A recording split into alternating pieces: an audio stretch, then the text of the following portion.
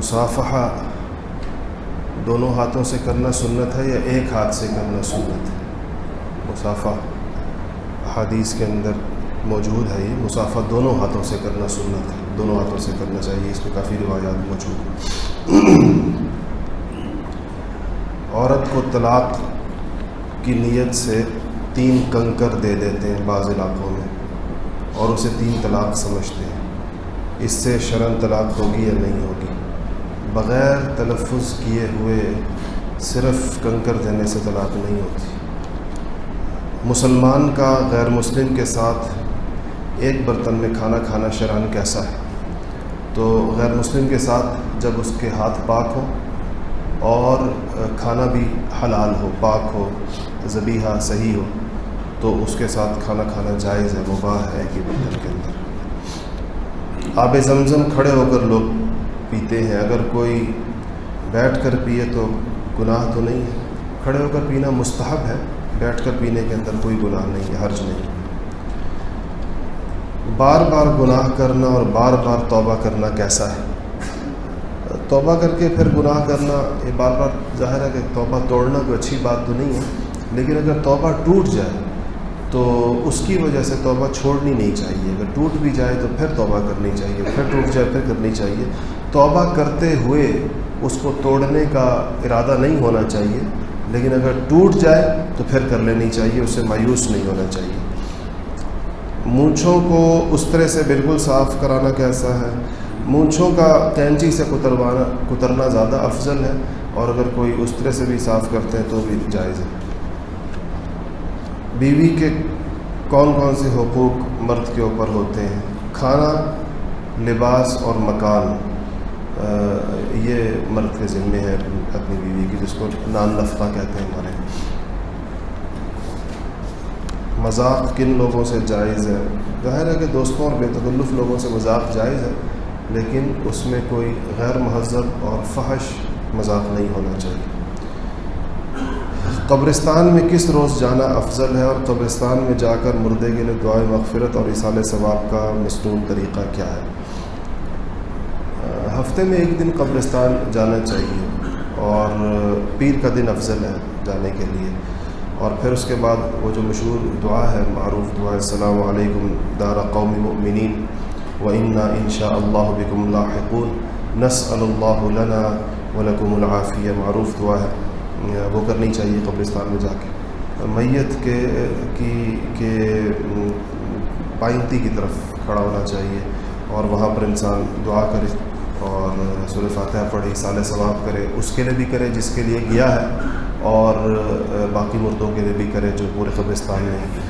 والدین کی قبر کی پر جانا ہفتے میں 1 دفعہ، یہ بھی ان کے حقوق میں سے انسان کو جانا چاہیے، اہتمام کرنا چاہیے، اور ان کے لیے دعا کا، ویسے تو ایصال ثواب ہر جگہ سے ہو جاتا ہے، لیکن وہاں جا کر بھی فاتحہ پڑھنی چاہیے۔ اس سے ویسے حدیث شریف میں آتا ہے کہ قبروں کی زیارت کیا کرو، اس لیے کہ اس سے تمہیں عبرت ہوگی، موت یاد آئے گی۔ اس نیت سے جانا چاہیے کہ انسان کو موت کی یاد آئے، تذکار ہے موت کو۔ غیر مسلم کو السلام علیکم کہنا جائز ہے یا نہیں ہے؟ غیر مسلم کو السلام علی من اتبع الہدی کہا جاتا ہے، اور اگر وہ آپ کو سلام کرے، بعض یہاں ہمارے ہاں چونکہ غیر مسلم کہتے ہیں السلام علیکم، تو جواباً صرف علیکم کہنے کافی ہے۔ اصل میں السلام علیکم میں خاص قسم کی سلامتی ہے جو کہ مسلمان ہی مسلمان پہ بھیج سکتا ہے، اس میں دنیا کی سلامتی، آخرت کی سلامتی، قبر کی سلامتی، جنت کی سلامتی، یہ ساری اس کے اندر چیزیں داخل ہیں، تو ظاہر بات ہے کہ اس کے لیے ایمان کا ہونا ضروری ہے۔ اچھا جی، لکھا ہے کہ بعض علاقوں میں عام دستور ہے کہ یقین دلانے کے لیے کلمہ پڑھ کر بات کرتے ہیں اور اس کو قسم سمجھتے ہیں، کیا اس سے قسم ہو جاتی ہے؟ جی ہاں، اگر قسم کی نیت سے کسی نے کلمہ پڑھا تو یہ قسم ہو جائے گی، اور جس علاقے کے اندر یہ عرف ہو کہ لوگوں کی عام عادت ہے کہ اس نے کہا کہ لا الہ الا اللہ، یہ بات ایسے ہے، بعض لوگ کہتے ہیں نا لا الہ الا اللہ یہ بات ایسے ہے، اگر اس علاقے کے اندر یہ رواج ہو کہ یہ قسم اسی طرح کھائی جاتی ہے تو پھر نیت کے بغیر بھی قسم ہو جائے گی، کسی کی نیت نہ بھی ہو تو قسم ہو جائے گی، اور اگر علاقے میں رواج نہیں ہے اور کسی نے اپنے طور پر قسم کی نیت سے کلمہ پڑھ کر بات کی تو اس کو شرعاً قسم سمجھا جائے گا۔ اگلی صف کی خالی جگہ کو پر کرنے کے لیے پھاند کر جانا کیسے ہے؟ جی جا سکتے ہیں، اور اگر کوئی بندہ پھلانگ کر جا کر اگلی جگہ پر بیٹھے گا تو اس کے اوپر گناہ نہیں ہوگا، اور جس نے جگہ چھوڑی ہے اس نے خلاف اولا کام کیا ہے، اس کو نہیں کرنا چاہیے اسے۔ اگر کوئی شخص کسی غیر موجود آدمی کا سلام پیش کرے تو اس کا جواب کس طرح دینا چاہیے؟ علیہ وعلیکم السلام۔ اگر آپ سے کوئی بندہ کہے کہ آپ کو فلانے بندے نے سلام کہا ہے تو اس کا جواب یہ ہوتا ہے کہ آپ کہیں کہ علیہ وعلیکم السلام، یا علیہ کا وعلیہ السلام کی بات ہے کہ مطلب اس پر بھی سلام ہو اور آپ کو بھی سلام ہو، جو لے کر آنے والا ہے اس کو بھی سلام کہنا چاہیے۔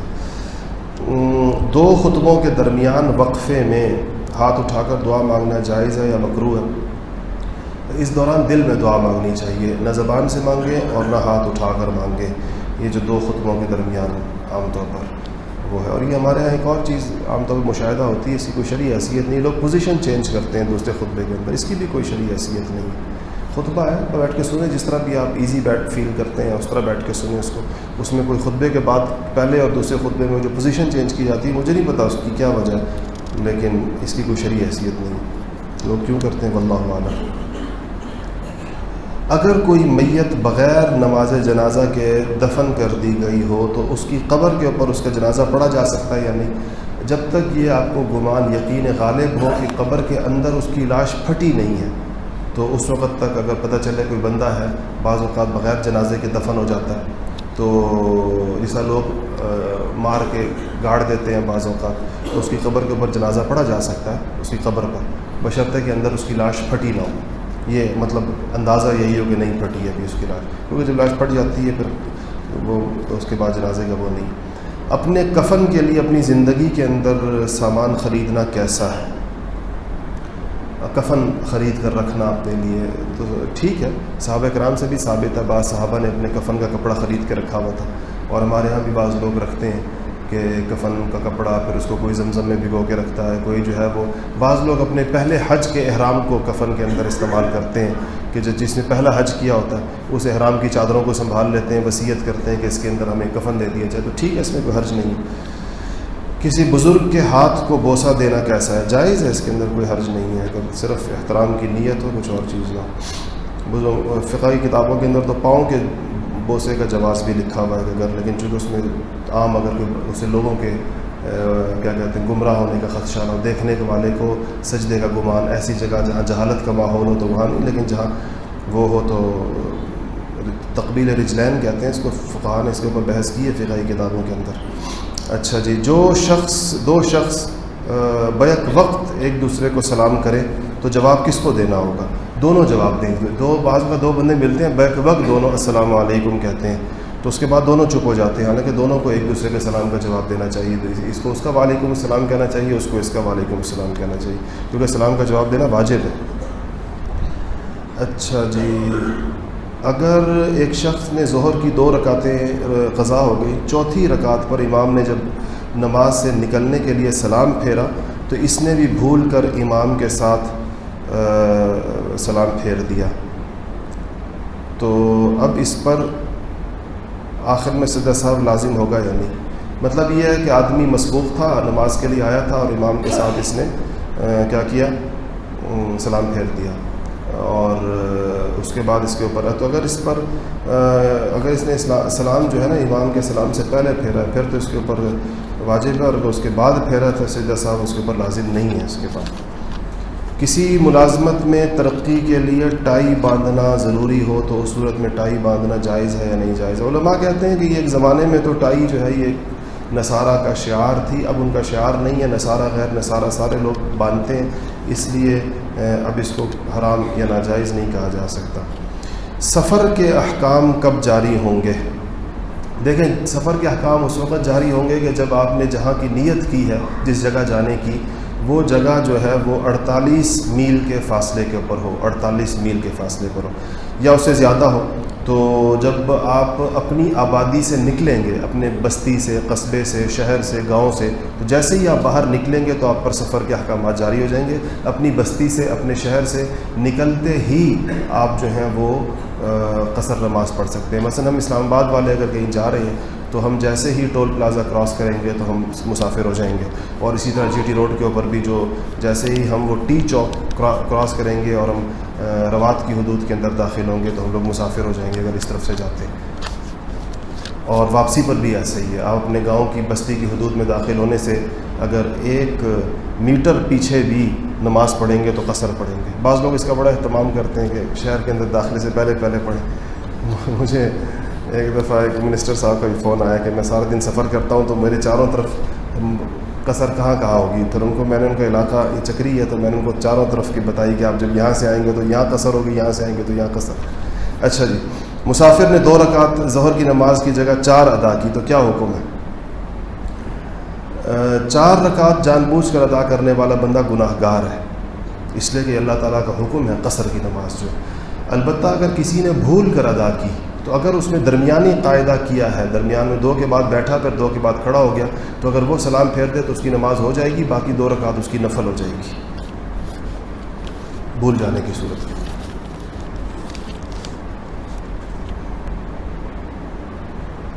علماء حق کیا فرماتے ہیں اہل بیت کے بارے میں کہ لوگ اہل بیت صرف ان 5 حضرات کو کہتے ہیں, باقی حضور صلی اللہ علیہ وسلم کی باقی صاحبزادیاں جو تھیں حضرت زینب اور حضرت ام کلثوم اور حضرت رقیہ رضی اللہ تعالی عنہن, ان کی اولاد کا کوئی باقاعدہ ثبوت کے ساتھ ان کی موجودگی اس طرح ثابت نہیں ہے.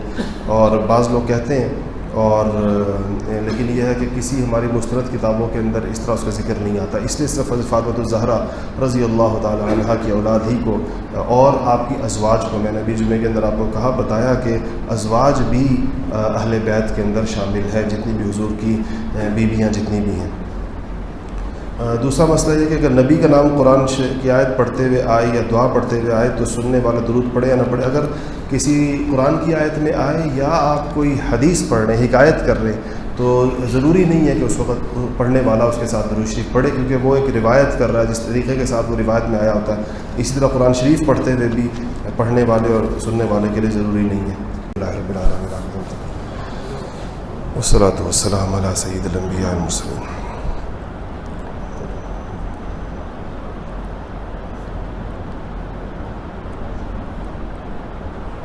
برحمتک یا ارحم الراحمین.